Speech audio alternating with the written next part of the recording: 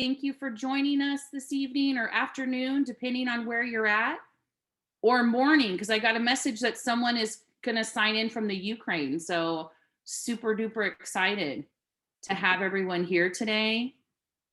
We've got an awesome team from Kindbody. We have an excellent panel of people really that work in the field. And we have Camille, Guati, is it Guati, Camille? And I don't want to massacre your last name.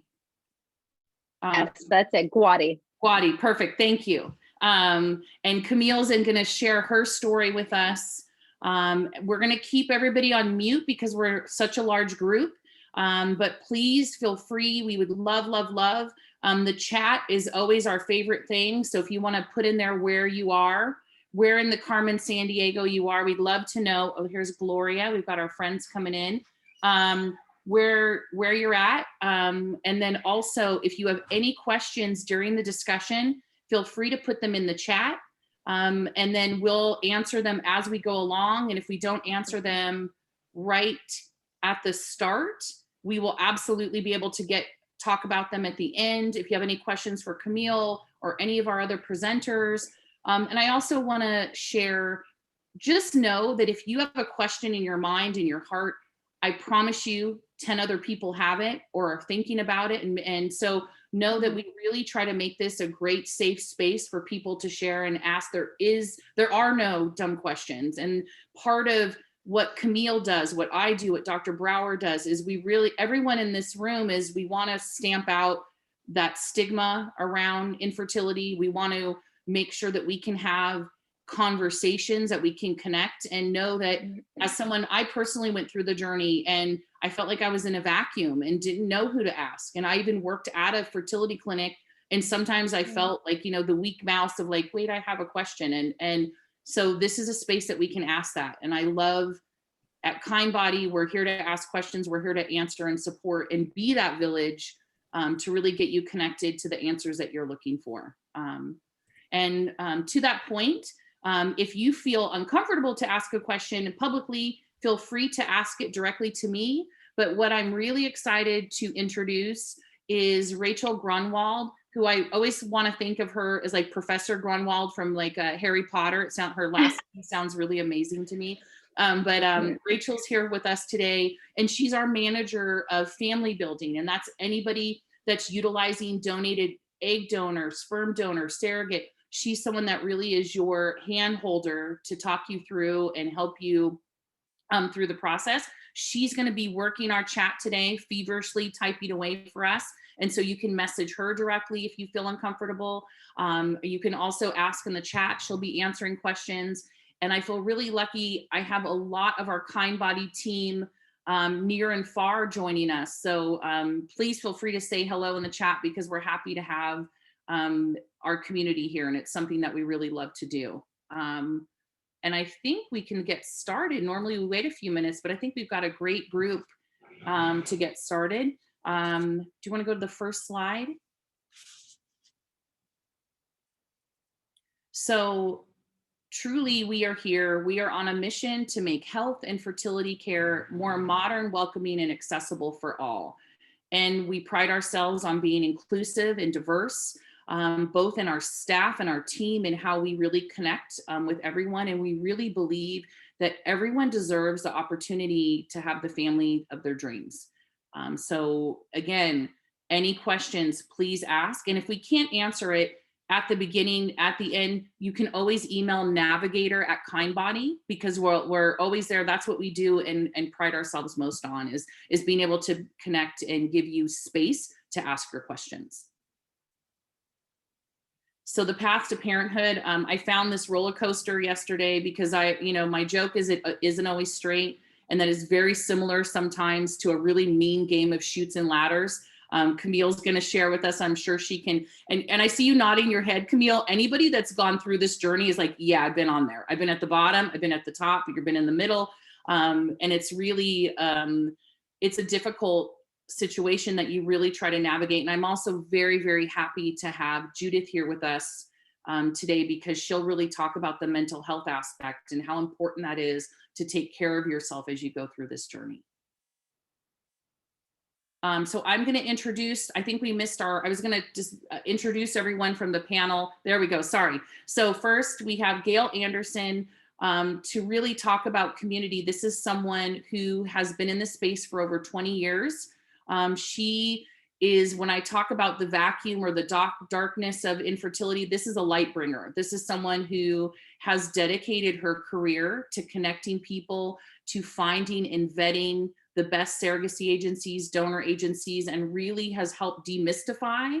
As you know, the fertility journey can be very confusing and convoluted. And then when you add the third party aspect of donor sperm surrogacy, it just adds a whole nother layer. And so Gail and her team at Donor Concierge were the perfect partner for us. We're going to talk a little bit later. We've really created a custom educational appointment to support you so that we can really help you on your journey. Judith Kotick, who I spoke about just a few moments ago, she is our kind body therapist, has really believed in our mission from day one. And she's someone who is very well known in our circles. And anytime I talk to anyone coast to coast and I mention Judy's name, they're like, I love her. And it's truly from the bottom of our heart is someone that really connects with our patients on so many levels.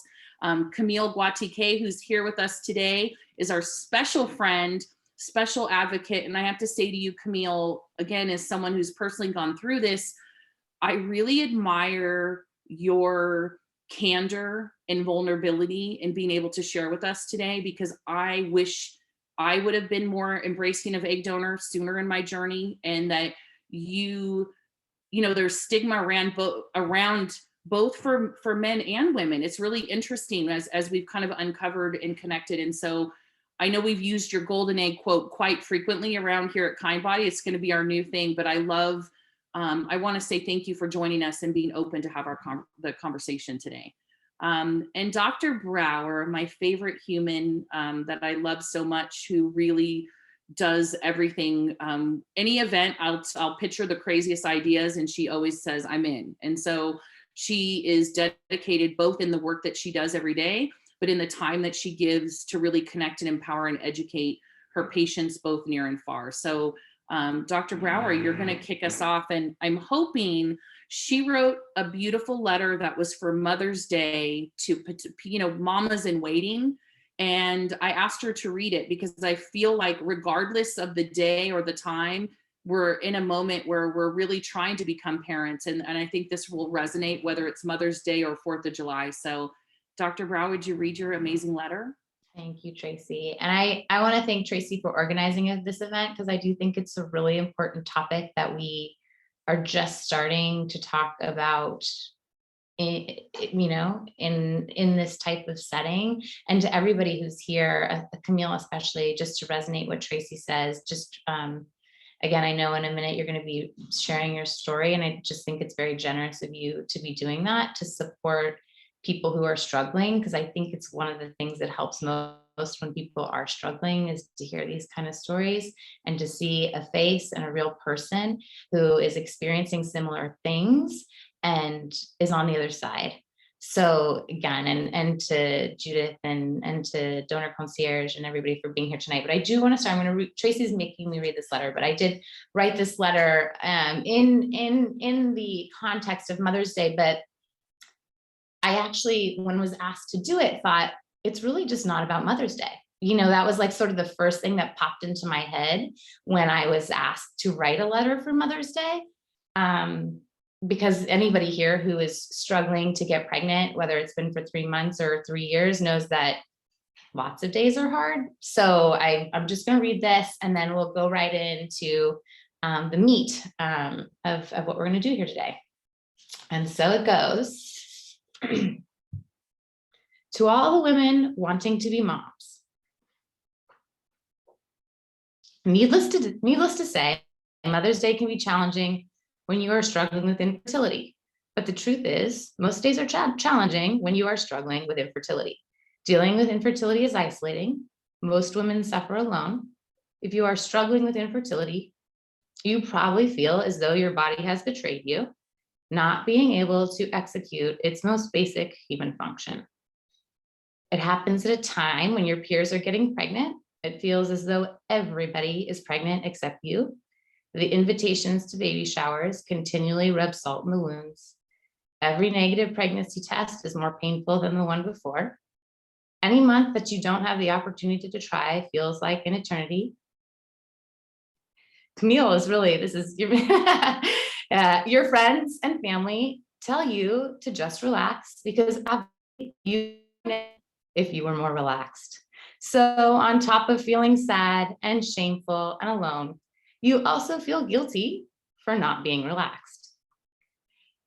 I once had a breast cancer survivor tell me her battle with infertility was more painful than her battle with cancer. But have no doubt, infertility is a disease.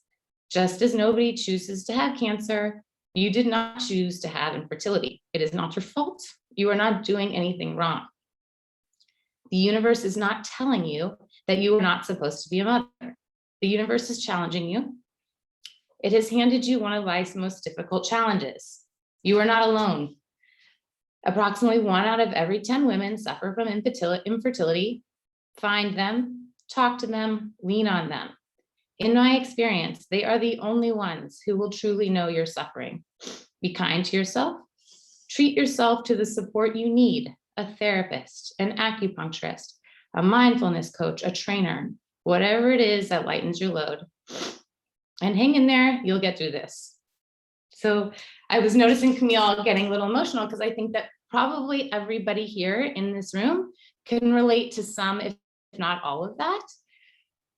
And we're going to talk about a lot of it here. And I think that, again, just hearing someone today who has suffered and knows exactly how you're feeling and has made it, she has made it and she's willing to talk about it is just so valuable. So in addition to dealing with all the emotional stuff, which I think we'll talk a lot about, we're also going to touch on some of the logistics, which can also be very challenging in the setting of using third-party reproduction. So on that note,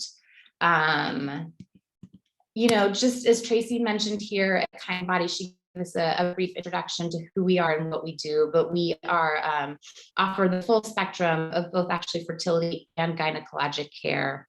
And again, it's everything from learning about fertility to preserving fertility, very education focused, to helping people who are trying to get pregnant. And as I mentioned, maybe they're just at the beginning of their journey, or maybe they've been trying to get pregnant for a really long time and are starting to consider donor eggs, sperm, surrogates, other donated things. So that's really the focus of our conversation today. Everything always starts with gathering information. So if you are here and you're not sure where to start at all, it starts with an assessment. It starts with an initial consultation with a provider, and whether it be a provider at Kind Body or a fertility provider at another clinic, it always has to start there. Your provider needs to understand where you've been, what's been happening with you, and what your reproductive goals are. That initial visit is very important for you to understand your body, for you to understand your fertility in the sense of what we can and cannot measure for both you and your partner if you have one. We really, again, at the sort of the cornerstone of our mission here is education, and education is as early as possible. So that's not really the focus of today's talk, but it is what we believe in. And, even if you're years into your journey or many IVF cycles into your journey, it's important to kind of understand what your reproductive goals are as well. Do you want 1 child? Do you want 4? Do you have a partner? Do you not? Are you ready to try? Have you been trying for 3 years? So really getting a sense of where you are, where you stand, and kind of what's going on with your body. I like to think about fertility always when understanding why an individual or couple might not be getting pregnant, or what you need to build your family, is thinking about the basic building blocks for pregnancy, right? And this may be obvious, right? But in order to create a pregnancy, you need sperm, you need eggs, and you need a uterus. A fertility evaluation is always focused on understanding those 3 things. So it often just starts by evaluating those. If you have a partner and you're trying to get pregnant, even if you don't have a partner and you're about to start trying to get pregnant with donor sperm or donor egg, what's going on with each of these components? A semen analysis to assess the sperm, a follicle count and ultrasound to check on ovarian reserve or egg number, a saline ultrasound or a FemView or an HSG to understand what's happening with the uterus and the tubes. So it's always starting there. And maybe many people here have already had these tests.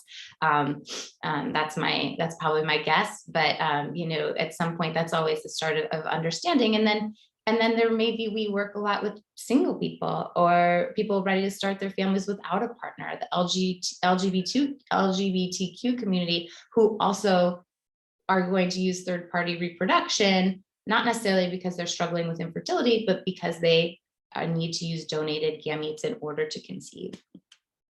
I keep using this term. I probably should have started with this, but I keep using this term, third party. And what does that mean? I guess just to define that, whenever we say third party or third party reproduction, we're talking about donated gametes. What's a gamete? A gamete is an egg or a sperm. Okay, and there's different ways to find donor gametes.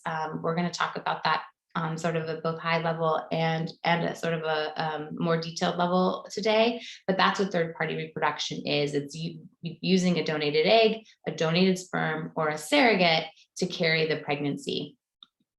I think actually I'm going to go back here. When we talk about donated eggs and sperm, and we're going to get into this in a minute, donated eggs and sperm can come from somebody you know, and they can come from an anonymous donation. Donor sperm, if you're using an anonymous donor, typically comes from a cryobank, and donor eggs can come in both a fresh and frozen fashion. So again, I'm going to talk about this on a high level, and then our friends at Donor Concierge are going to give us some more detail, but we do want to address some of the confusing logistics around using donated sperm, as well as the emotional journey involved and making that leap to using a donated egg or a donated sperm. But back to that, when using a donated egg, you'll hear us say fresh and frozen. And I think sometimes that's a little bit confusing too, especially for somebody who's had embryo transfers in the past, and they're accustomed to thinking about fresh and frozen in terms of a fresh embryo transfer or frozen embryo transfer, because it's a little bit different here. And when we talk about using frozen donated eggs, we're talking about eggs from a donor who has already been stimulated, and her eggs are frozen somewhere. The IVF cycle has been completed, the eggs are already frozen, and you can purchase a certain number of them. They become yours and are fertilized with the sperm source of your choosing. And a fresh donor is different, because that fresh donor has undergone an initial evaluation and screening. She's often associated or affiliated with an agency, but her eggs haven't been taken out yet, or maybe they have from another cycle for another family. But as far as what for your using, she still needs to undergo her IVF cycle, and then every egg retrieved from her IVF cycle are then yours to again fertilize with your preferred sperm source. So that's just, again, sort of a really brief overview of what third-party reproduction is. What are the different modalities of egg donation, sperm donation. And again, the Donor Concierge is going to walk us through, because it can be very, very overwhelming. As if it's not emotionally overwhelming, the actual logistics can be very overwhelming. Camille's going to talk to us a little bit, I think, about this too, because she used different agencies, but there's a lot of agencies, and there's a lot of agencies for frozen egg donors, and there's different agencies for fresh donors. And where do you even start? And then we're going to talk about the emotional step with Judith's help. What's important to you and for your family when you select a donor? What sort of exploring, do you want an open relationship? Do you want a closed relationship? What have you thought about that? What does disclosure look like? So some of these other emotional things we're going to get into today as well.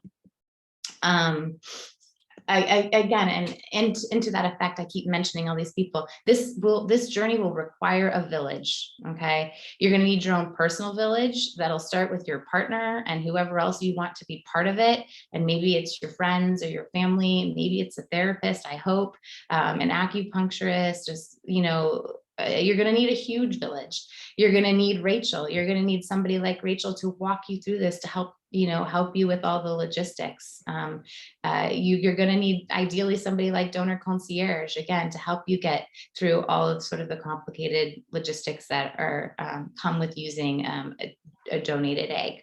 Or a donated sperm's a little less complicated, but again, you always want a village when struggling with infertility.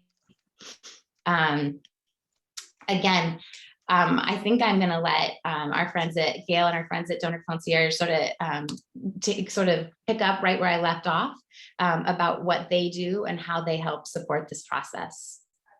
Okay, thank you. So I'm Gail Sexton Anderson. I'm the founder of Donor Concierge. And I've been in this field for about 25 years now, and we're about to celebrate our 15th anniversary of Donor Concierge in June. So we're really excited to be working with Kindbody because I think we share a lot of the same values. And one of those values is how important it is to, for anyone who's going into this to be educated and to be able to get their head around all of this, because it's not something that any of us kind of grow up thinking like, oh, I can't wait to pick my egg donor. That's not our expectation of how creating our family it normally is. And so when you're going into it, anyone going into it, this is all going to be new. And we're here to help, direct and navigate, which I think is such a good term to use, because otherwise it can feel like it's, fraught with all kinds of pitfalls. And we're here to hear your story, find out what your journey has been up to this point, learn what's really important to you, and then help you to understand, how you can get to your end goal in a way that works for the type of family you want to have, for what your budget might be, and all of that, just so to help you know what your choices and options are. And the reason I started Donor Concierge, many years ago, was because I wanted intended parents to have a choice. Because I felt like sometimes intended parents were not feeling like they were heard. Because back in the olden days, when I first started, working with couples, they go to their clinic and the clinic would say, well, we have these 8 donors, here are your choices, and you could go to maybe one other, agency and be able to look and see what they have.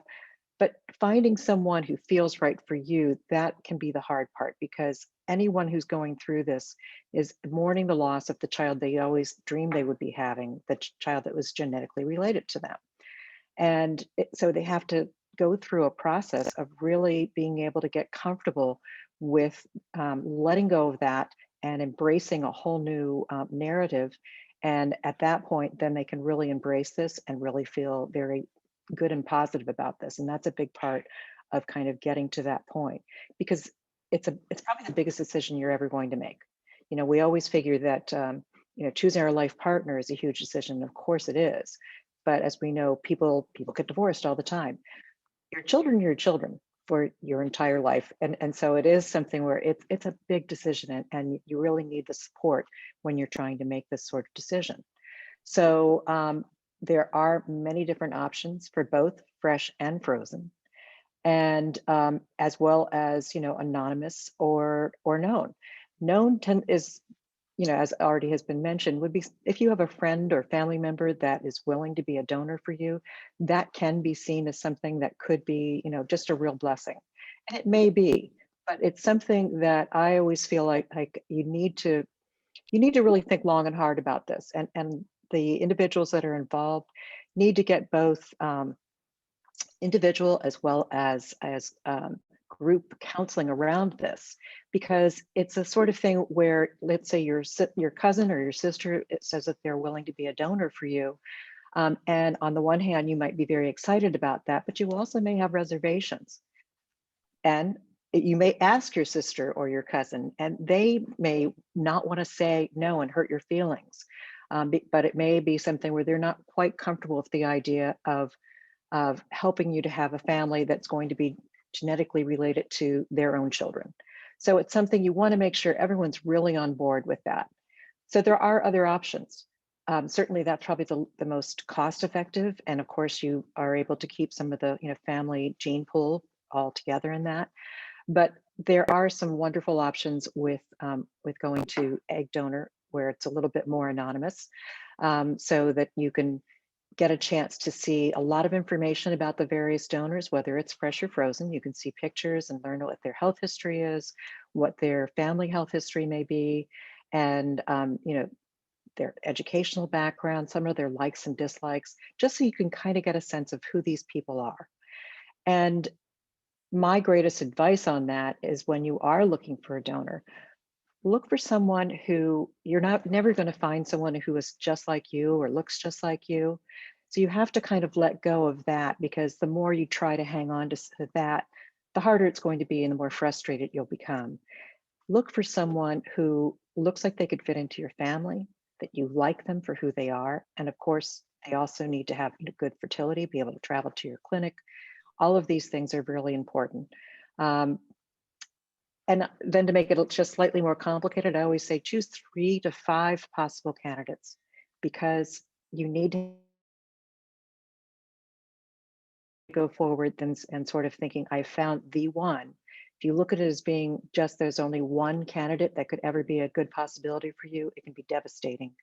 If you find out that for some reason she can't go forward, maybe she doesn't have good ovarian reserve herself, maybe she talked to her parents and once she talked to them, she decided that she couldn't really do this. There are so many reasons why it may not be possible for a donor to go forward. So if you have more than one to focus on, then you can get it down to the one that's going to be the best choice for you. So that kind of brings us to the possibility of, choosing fresh or frozen. And some of the things to keep in mind are there are pluses and minuses with both. When it comes to frozen, then the eggs are there. They're usually in cohorts of 5 or 6. It can be a very cost-effective way. It's a way to be able to go forward very quickly. But it's also a way that you have to kind of be able to be comfortable, because there are guarantees with using frozen, but most of the egg banks will offer guarantees. But you have to be aware that that guarantee isn't that you're going forward with, like, if donor number 1 that you choose, you don't get pregnant with that particular donor, there may not be more eggs from that donor. So you have to be flexible on that and realize that they will give you another batch of eggs that you can go forward with, and usually at no additional cost.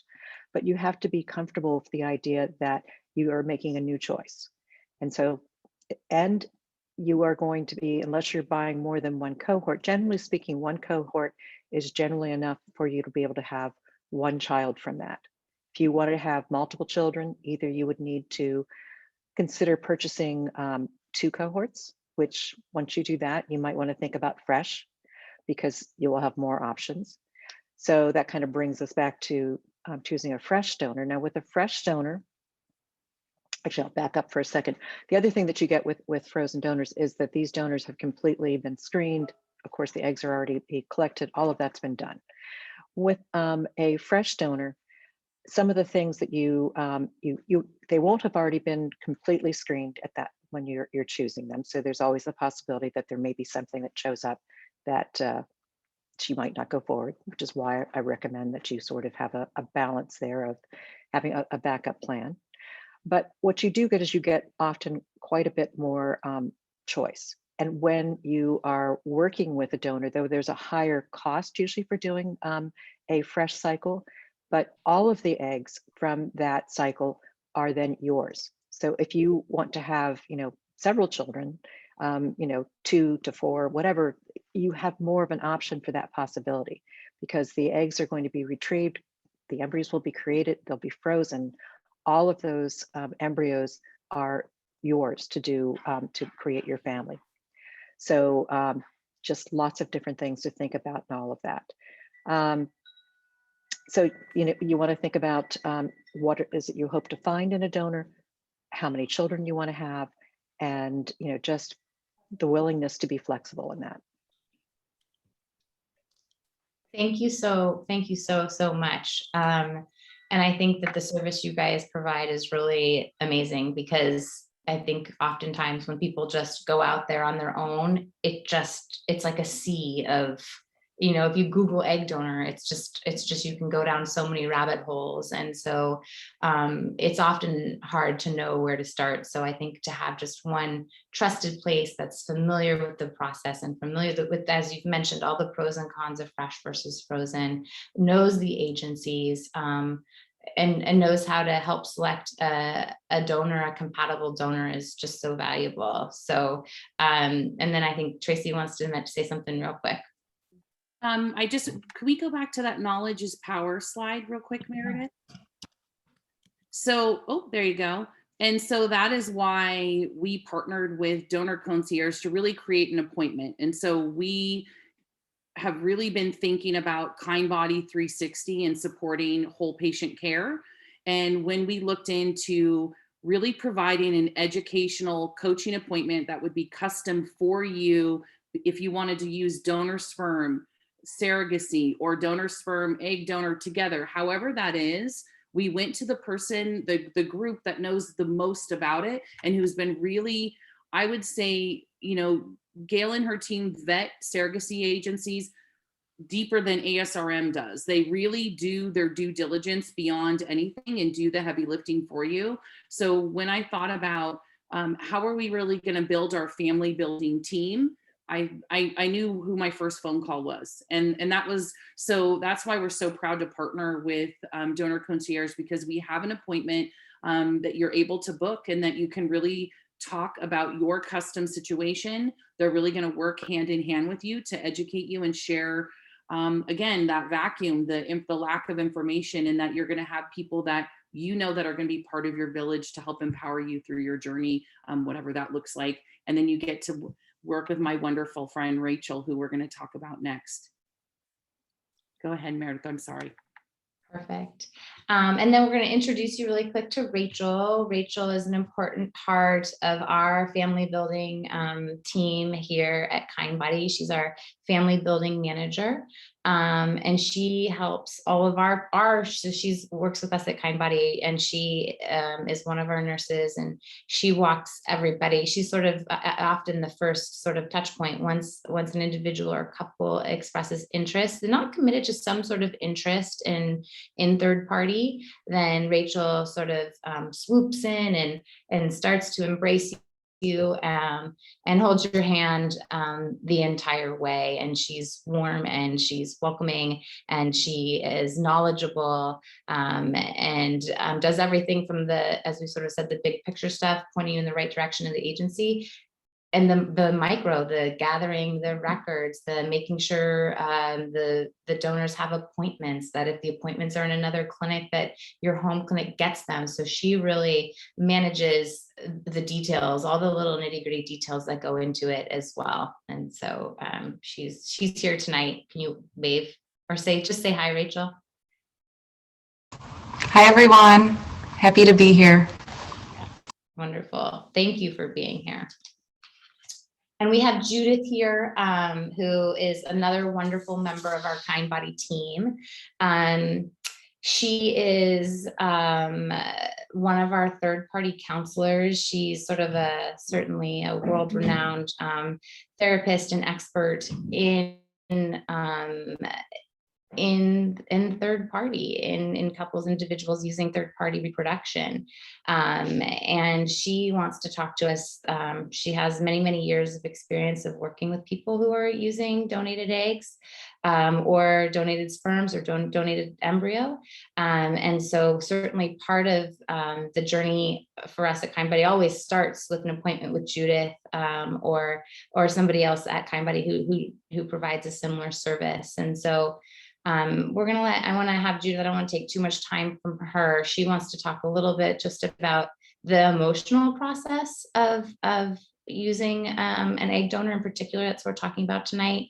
She's going to touch upon the grief that's often involved in sort of the first step. Obviously there's joy on the other end, but there's grief that needs to be acknowledged and processed for couples or individuals that are using an egg donor. And then we're gonna have Camille tell her story, and then Judith and I together will sort of be asking Camille questions. So Judith, we'd love to hear from you. Thanks, Meredith. Hi, everybody. It's really great to be here tonight. Well, it's tonight here where I am with everyone. And it's great to see Gail. I've been working with Gail and Donor Concierge for many years and just want to reiterate what a great service it is. And, I also want to stress one of the things that Gail was saying is that it's a very individual process for everybody. And part of what we talk about in the consultation that we have with the counseling, whoever you're going to be seeing for the counseling consultation, is to try and figure out what it means to you. And part of that is to figure out where you are in your grief process. And it's different for everybody because people's inheritance, their genetic contribution to their child means something unique to everyone.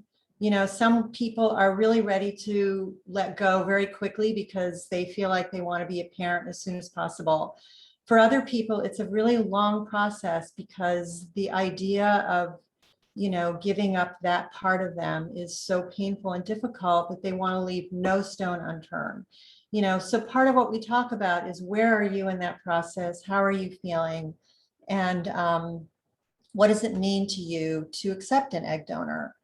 And as part of that, you're going to want to think about who to tell. It's a lonely process. It can be isolating. And some people feel like they want to share it with their family and friends because they need the support. Other people feel like that would be too much pressure because people are going to be breathing down their neck and they may have their own reactions to it. Some people are unfamiliar with what that means and they feel like there's something wrong with it or they have some kind of negative reaction and, people don't want to hear it. So you really have to think carefully about who your network is and how much you want to include them in the beginning. There are a lot of hurdles. There's finding the donor. There's, deciding on whether you're going to use fresh or frozen or a known donor. And it can be a long process. So one of the things we talk about is who do you want to include in this, long journey and how much do you want to tell them? Because the person that's most important in this whole arrangement is the child. And you don't know your child yet. You don't know who they're going to be, what they're going to be like, and how much information you want them to know and when. And I've been doing this for like 25 years. And I have to say things have changed a lot in that time because it used to be people really thought about whether or not they wanted to tell their child. And many people chose not to, feeling like it was an unnecessary thing to burden their child with. But over time, it's really become obvious that that's not an option anymore because anonymity of the donor is a thing of the past. It's actually not even the past because people are finding their donors now who thought they were anonymous 25 years ago. So because of Ancestry and 23andMe and all the other genetic information that we're gathering about people now, it's really likely that your child will find out at some point. And it's much better for you to tell them than for them to hear it inadvertently down the road from a doctor or some other way. So that is a large part of what we talk about in this meeting is how to tell your child and to just think of strategies. And again, it's an individual process and an individual decision how and when you would tell them. Do you have other children? Do you want them to know? Do you want to tell them at the same time? Do you want to tell your family at the same time as you tell your child? Because some people feel like they want their child to be the first person to know. So this is just a snapshot of the conversation, but it's an idea of one of the things that's important to discuss and to think about. And using a known donor, as Gail said, can be, a real opportunity for some people, but it also carries with it additional complications because that person is going to be in your life forever. And you don't know for sure how they're going to react and how you're going to react with them and your child. So that requires a kind of a more in-depth conversation, because we're also going to meet the donor and then we're going to all meet together. So that would be 3 appointments. And then the other thing is that I just want to be part of your support team. So when you come in for your appointment, you can add 1 person to your support team. And if you can't talk to certain things about your friends or family or your partner, you can call me. So thank you.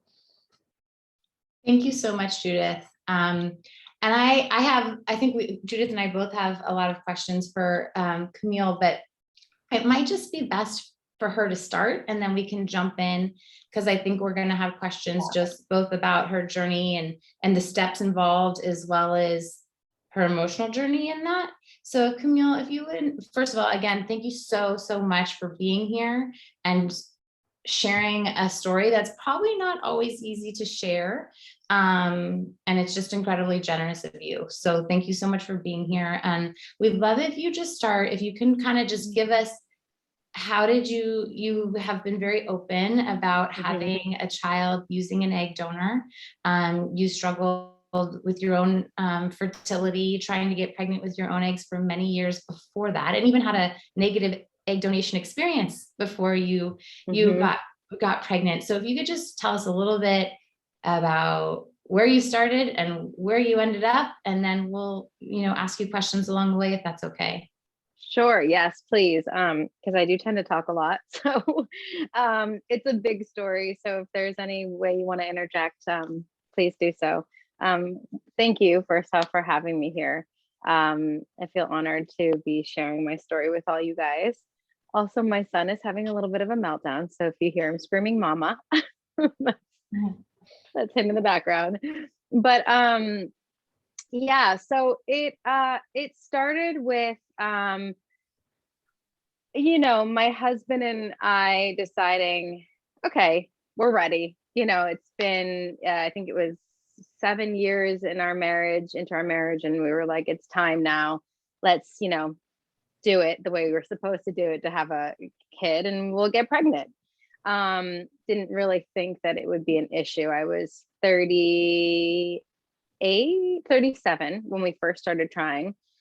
And then we did 6 months of that and nothing happened. So my husband is friends with the urologist who said maybe she should go get her levels checked. And this didn't come from an OBG, which is another topic for another time, but he was the one who told me. So we went to a fertility clinic because he was friends with somebody, and we did my levels. And I was at a 0.54 at 37. And for your AMH level. My AMH levels, yeah. And I didn't know, I had no idea what any of this stuff meant. I didn't know. I was kind of shocked when he said, well, your insides don't match your outsides, and your ovaries are acting of like a 50-year-old woman.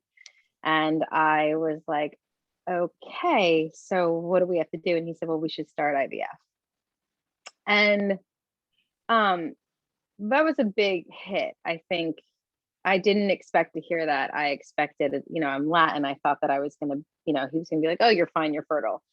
But at that point, and by the way, I'm full disclosure, this is my story. I don't want anyone to compare themselves to me unless, you're going to hear some similarities, but at the same time, people can get pregnant with 0.54. I just couldn't. I was diagnosed with advanced diminished ovarian reserve. I probably would have had a really hard time at a younger age. My grandma also had, it's a genetic thing. So that being said, the first time around, we got 2 embryos.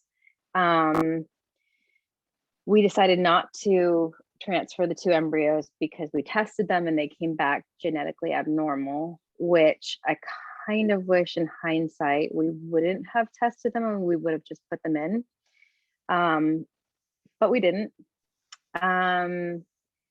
And then that brought me to my next IVF doctor. And from this point on, we did a total of 1 IUI. We transferred 20 of my own embryos. Nothing took.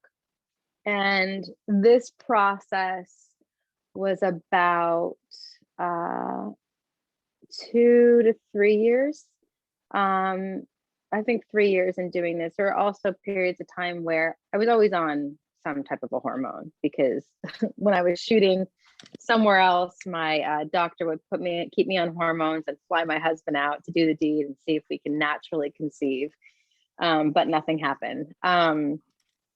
So then I was always told at the beginning of every cycle that I had the option of donor. But it wasn't something that I was willing to entertain for a very long time. The idea of using a donor to me was, and I'm just going to be completely honest, because this is how I've always been, because I know that there are women out there that are going to feel the same way. It didn't feel right. It felt alien to me that I was going to be hosting another woman's egg in my body. I couldn't wrap my mind around the fact that that person who was giving me this gift, that I was going to feel this connection to it. I felt like the biggest, the biggest example of FOMO ever, fear of missing out, to have somebody else's embryo or egg in me. So what happened was, I can't remember who said this today. Gail, maybe was it you? Or but I wasn't ready. I didn't want to leave any stone unturned. Someone said this today. And I was not willing to stop, because, you're always told all you need is one, all you need is one, all you need is one. And with that, I was willing to continue as long as I financially could, if I emotionally could and physically could. I was not going to stop. And I remember I had booked a job in New York, and there was this doctor that I had been doing a lot of research on, and he was trying some fancy new thing. And I was for sure that this was a sign, and this guy was going to be, the end all be all of my, motherhood journey. And he put me on this protocol for 6 weeks. And at the end of the 6 weeks, the day that I was supposed to start, I went to go start IVF, the 6th round. You have to do your baseline, which is a blood test to show where you're at before you inject all the hormones that evening. So I went, and they were looking around for follicles, and I've never had this before, but they couldn't find one, not one follicle.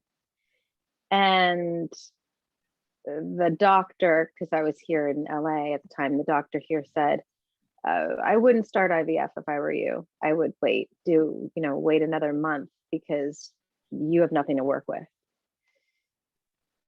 And it was at that point that I said, oh, that's what I needed to hear, because I wasn't going to stop until my body or some sign out there told me it's time. So just because this doctor said it was over doesn't mean it made it easy. It was actually harder, because that hope that I had for that 6th round just fell out from underneath me in a split second. And to go home and tell my husband that it was over, I didn't want to cry, but I already started crying because of your letter, Meredith. So, but it just brings back all those emotions, because it was such a crazy journey.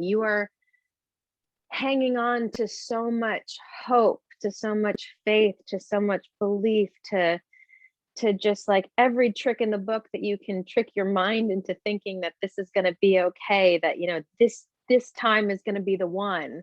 You know, and then to hear the phone call over and over and over again that you're not pregnant,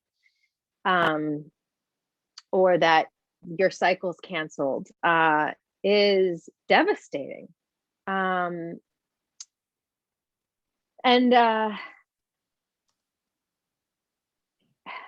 that is what I needed to hear, though, to move on. And it was at that point that I let myself get mad. I let myself get upset. I let myself cry it out. I didn't want to talk to anybody. I believe in God. I got mad at God. I mean, whatever you believe in, I say, I mean, and I'm not a therapist by any means, but I did see a therapist, but you need to take your time. You need to take your time. You need to sit there and mourn. You need to grieve. You need to go over, like, it's hard for people to understand that this is a loss. This is a loss of a child that I had envisioned for years, that all of a sudden I couldn't have. And to receive that information means that now I have to let go of that child, that vision. If you think that I didn't sit there and wonder what my child was going to look like, of course I did. You know, I dreamt about her. I thought it was going to be a girl. I dreamt about her for years. So to finally be said that this is not going to happen for me was a process that I definitely took my time with, in feeling all those emotions. And it wasn't until I went through it. Before I said I was ready for a donor, I pretty much let everybody have it in my family. My poor husband. But yeah, that's pretty much my journey into getting to the decision. Do you guys want me to talk about what happened when I finally made the decision? Yeah, I mean, I think that, I guess I have a couple of questions, because you bring up so many good points here. Judith always says, she's always talks about the grief, like people don't recognize that as such an important part of the step before, and everybody's journey is different, because I see it from the other side, right? I see lots of different people go through this, and everybody has a different journey to get there. And some people come in and you tell them your odds of getting pregnant with your own eggs are 1%. And you just told me it's 85 to 95%. Like, I'll take option B. And it's that, and that's their journey. Maybe they try once or twice, and that's just how they feel. And a lot of people have a journey very similar to yours, where whatever it might be, that's that moment, that one thing. You told us you could very clearly identify the one thing that was the thing that said, okay, I can let this conversation in now, because you knew it was an option the entire time. You knew it was an option, but you couldn't hear it until that one thing happened. And that one thing, there's always one thing for everybody, and it happens at a different point in the journey for everybody. But I guess my question for you is, I want to talk a little bit more about that grief. In that moment, were you able to identify that you needed to grieve? And if so, how did you do it? I knew it was, I had been really asking for a moment like this. I really needed something like this. So when I was told that my cycle was canceled, I kind of, as much as I was putting so much hope into this last cycle, I knew that when it didn't come to fruition, that I needed to move on. But the way, I'm very in tune with my emotions. Obviously, I'm an actress. So it was just the way that I felt. I go with my feelings. I go with my gut. And I wanted, at this point, I wanted to be upset. I didn't want to get out of bed for, a day, 2 days, maybe 3 days. I can't remember how long it was, but I remember I'm like, I just need to be alone for a second. I need my time. And then I went through, and it's so funny because I didn't know at the times, but then I went through like being angry. I got angry at myself. I got angry at my husband. Because I'm like, why did I wait so long? Why did my husband, why was he not ready earlier? In our marriage. And then I thought I was being punished at some point. And then somewhere, you kind of come out of this and say, okay, I do want to be a mom. And what are my options now? Now I'm ready to like see what that is. And through all of this, silver lining and everything, but I started a nonprofit for foster kids. And I just went down that rabbit hole of looking at all these children who needed families. And I told my husband that I think this is how we're going to build a family. And he was really wanting to continue on the route of using his genetics, which also pissed me off. I'm not going to lie. I was so angry. I wanted like an even playing field. And I know this sounds, I'm only being transparent because I know there are people out there that are going to feel the same way. But part of me was like, well, if we can't use my genetics, then I don't want him to use his. And eventually I realized, why can I not gift him what he really wants just because it's not working for me? And he said something that was really profound too. He's like, this isn't just happening to you, Camille, this is happening to me. And that's something that really made us come together, because for a while I felt like it was me that it was happening to, and it wasn't happening to him, that he couldn't understand what this was like, because it wasn't happening to him, but it was. Because, and he said to me, he's like, if you don't think that I haven't dreamt about what our child was going to look like, our genetic child was going to look like, then, you're wrong. I have. And so he also has to mourn what that is for him. He's like, I didn't envision having using a donor. So Camille, I just wanted to ask you also, sorry to interrupt, this is so beautiful. I was just curious if you told other people in your life what you were going through. Did your family know? Did any of your friends? Were you being private? How much did they know, and what was that like for you? Yeah, so when I was going through the IVF process, only very close friends and family knew that I was doing that. Nobody work-wise, nobody knew. I was just fluctuating in weight and being, whatever I was on set, making up stories that I had, like, oh, I think I have a cyst that burst, I need to go to the hospital, when I needed to, like, get my ovaries checked for something. So very few people knew. When I was going through the donor process, I definitely, I told my family, actually, I love them for this, that they were the ones who kind of nudged me.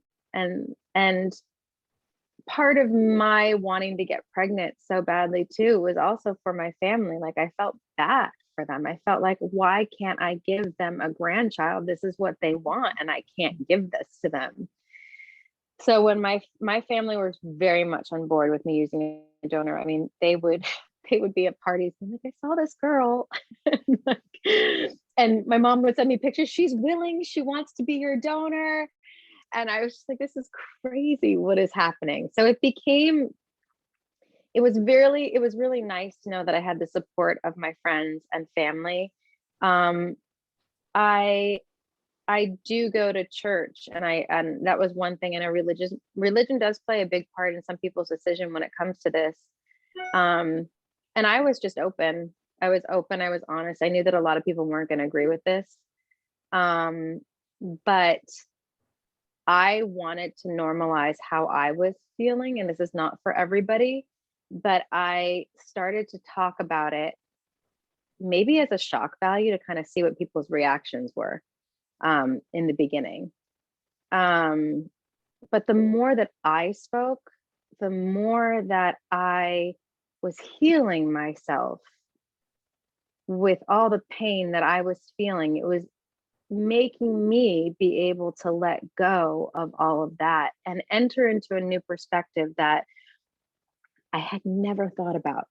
Like Gail, I think you said it too. Like nobody gets married and thinks, well, I'm going to have a baby using a donor, using a third party, right? No, you think it's going to come the way naturally it's supposed to come. So you do, there is a big shift that has to happen. But once that shift starts to happen, you do start to see that this person, because you're now in a position where I couldn't have my own genetic child. It wasn't going to happen. So now I'm in this position where this woman wants to offer me a gift of life, something that is going to make me a mother. And I will be able to, because my doctor said it, because you can carry until you're 50. So your problem is you don't have the eggs. So if I was able to experience that part of motherhood, why was I gonna not do that? And so I started to see it through a different lens and start to accept this as a beautiful gift. And it really did change everything for me once I did that. Camille, did you know anybody who had had a baby with egg donation? Had you talked to, did you have any friends or anybody who had shared a story that you could ask them about their experience? Actually, a very close friend of mine went through the same thing. But it was different for her because she actually was able to get it from a family member, her sister. So for me, her child looks exactly like her. So for me, I was like, well, I was trying to do the same thing. I was trying to say, I don't have any sisters, but I had a cousin who's a doppelganger. So I was trying to get her to be on board. But it is like someone was saying earlier too, that it's, I think it might've been Judith, that it's a hard, or maybe it was, yeah, I can't remember who said it, but it's, you all have to be on board when it's going to be a known donor, someone in your family. My cousin was very young and she couldn't wrap her brain around it not being her child. So in that case, it's something that wasn't going to work. It takes a certain person to kind of see it the way that you see it, which to me is normal now. But I lost my train of thought, guys. I'm so sorry. What was I saying? Oh, do I know anybody? Yes. Yeah. Yes. So I did. And she put me in touch with somebody else, and it did help, because what I wanted help with was like how to choose. I did see her life and how she was with her child, and it's amazing. And then I met one of her friends. I spoke to her who had twins via a donor.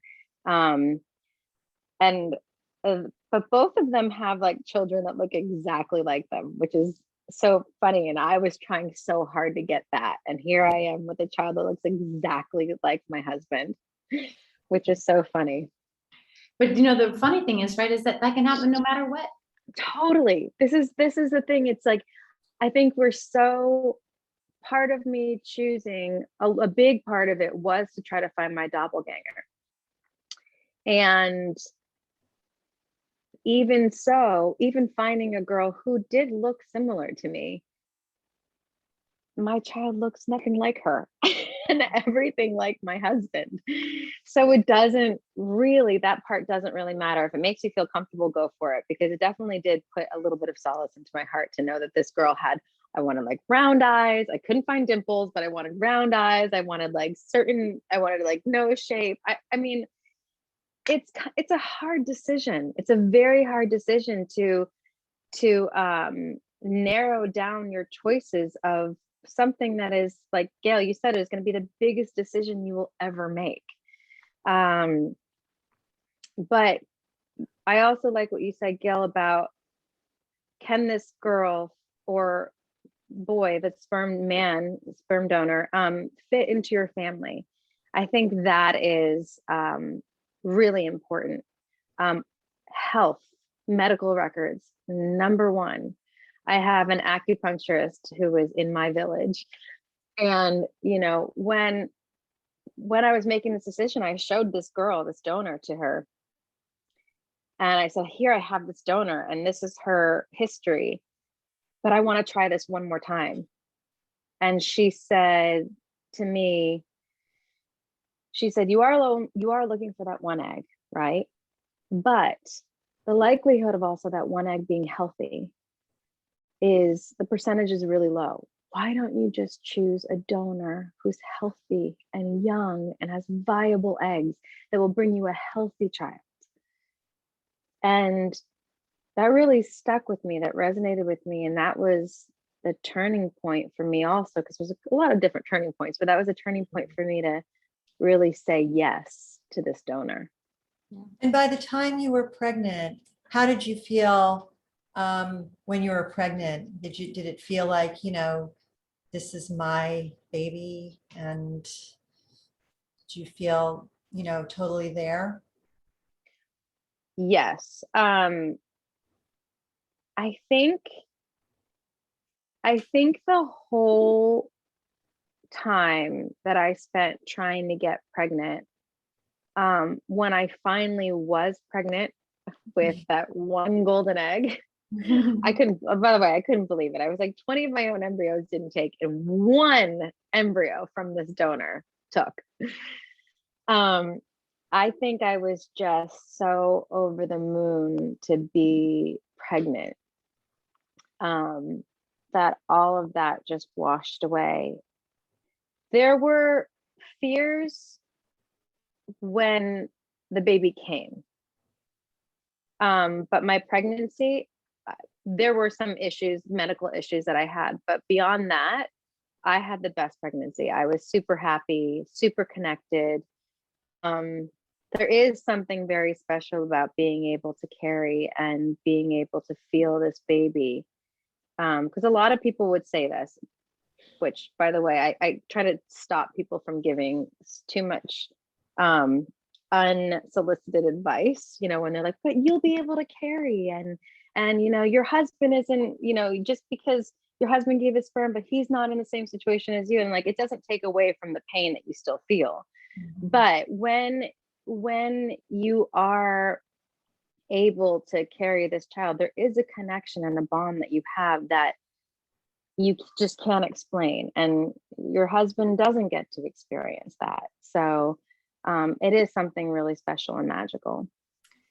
One thing I hear a lot from people is they'll say, well, you know, I want to have my baby. I want to have my baby. Like, this won't be my baby.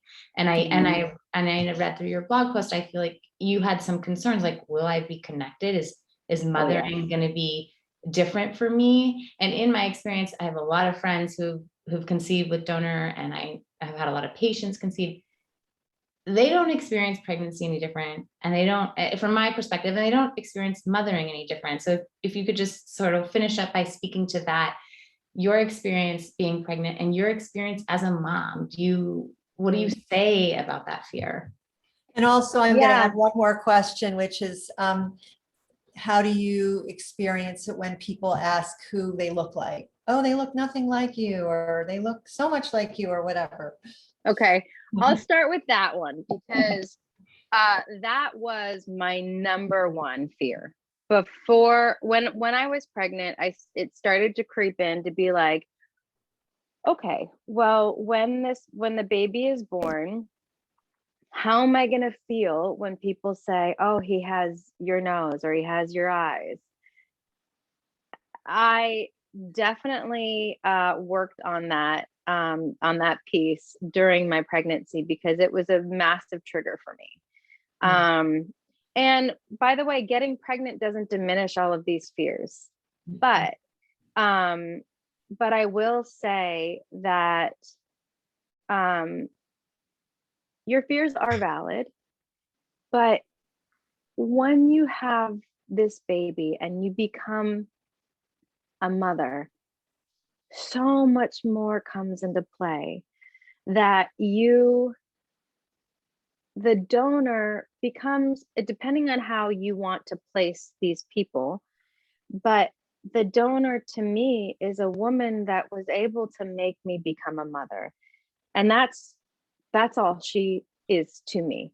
She is not, and it depends on who you are, if it's someone that you know, but to me, before this happened, I had all these fears that this person was going to replace me, right? That this person was going to have more importance than me. But it's just not true. When I became a mother, it was the best gift in the entire world. Every day, I mean, I was thinking this the other day, I was like, I remember when my child was born and I thought that I couldn't love him any more than I did at that moment. And it was like just yesterday I had this thought and I was like, gosh, I love him like 1,000 times more than I did when he was first born. And I don't know how that's even possible because I loved him so much from the moment that he was born. And there's a lot of things with donor conception that you do have to that you will have to battle, right? But the one thing that I've learned through this is I get confused, right? So because of my history of how I became a mother, I'm bringing in some of my previous history into mothering, right? So if my son is attached to my husband for a time being, sometimes I will get a little bit of a sadness or a feeling of being like, maybe it's because he senses the genetics in my husband and not me. Totally not true.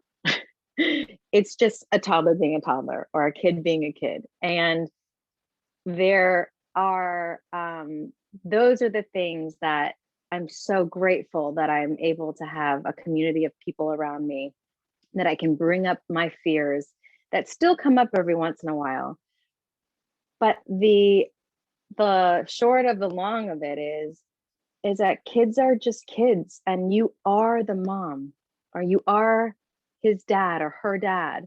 And it is just because we are coming from a different place that we are bringing in some of these fears and these triggers that are kind of in our environment sometimes.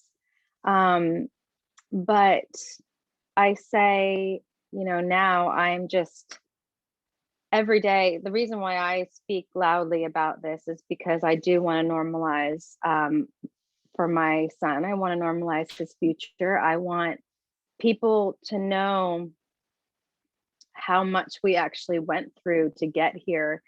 And man, I'm proud of the fact that I say this all the time, and I'm going to continue to say it, but I am so proud that we climbed the highest mountain and now we are at the top. And I want to share that with people. I want to share that I am so happy and grateful and thankful that I chose a donor and was able to carry and become a mother to this amazing kid who, by the way, I don't know if anyone believes in epigenetics, but I mean, I'm not taking credit because he's his own person, but he does have a lot of my stuff in him. I don't know how, but there's so much of his personality that I see myself in. So so much of that I would let go of. if you're pregnant right now, if you're considering a donor, go through these feelings, go through these fears, work through them with a therapist or a community. Or look, the online community on Instagram is unbelievable, because your fears are valid, and you need to talk and work through them and know that you're not alone in how you're feeling, and that there is amazing light at the end of this tunnel. I would do it all over again if I wasn't the age that I was at right now. Camille, I really want to say thank you, because again, you know, as we start this conversation, there is a lot of shame. And like you said, you go through, Judith and I spoke last night as we were preparing this talk, that regardless, you know, give yourself room to have the grief, the anger, Totally. the sadness. And because to get through that, I always say, even like if my husband irritates me, I'm like, sometimes you need that manure to get to the flowers. And I feel like doing the work gets you there. And so I can't thank you enough for sharing with us. Really, this has been our first conversation. We, since last April, have been really committed to our virtual events, and we connected with over 10,000 people from April to the end of the year. And now, as we're really exploring, we've got Rachel on our team, and we're just building this village. So I really want to thank you for being part of our village and sharing and connecting. And I know I've already bugged you about doing a blog, and so, you know, we're gonna talk more. You're stuck with us now, Camille. You're part of this kind body. We're gonna send you a yellow top, and you're in the club. Thank you so much, guys. Thank you. I appreciate it. And we'll have this on our YouTube channel, but we're just going to always continue this conversation monthly, weekly, however we do it. We're like committed to connecting. And so to that point, we really want to make care accessible. And that's why when we do these events, we accept all major insurance. The most important thing for you to do is to call your carrier, find out if you have a fertility benefit, and then go ask them, is it just diagnostics? You really have to get in the nitty gritty. Because we do accept every major carrier, but you have to find out if we accept, you need to find out if you're a carrier, if you have benefits. And to that point, advocate more, even as we talked about being advocates in this space, you need to be doing that with your employer. Talk to your HR. Tell them that that's important. In New York, they have amazing laws now. And I'm like, California's behind. We got to get to it. And the best way to do it is to raise our voices together. And to that point, and that's why Kindbody, we offer employer benefits, and we really do some great work to offer connected care. You can always reach out to us at navigator@kindbody.com, and we can help you. We have pamphlets of how to empower yourself, how to talk to your HR teams, because the best way is for us to join our voices together and say, these are the things that we need. This is the care that we deserve. And so again, thank you every single person on our panel today. I appreciate everyone. And I really appreciate everyone that came and attended and opened their hearts and had a conversation and joined us. So thank you so much, everyone. We look forward to our next time that we can get together. Dr. Brower, thank you so much for your letter. I know it kind of started us on an emotional tear, and I was like, okay, we're going steel magnolias. We're going steel magnolias, and we're gonna get deep.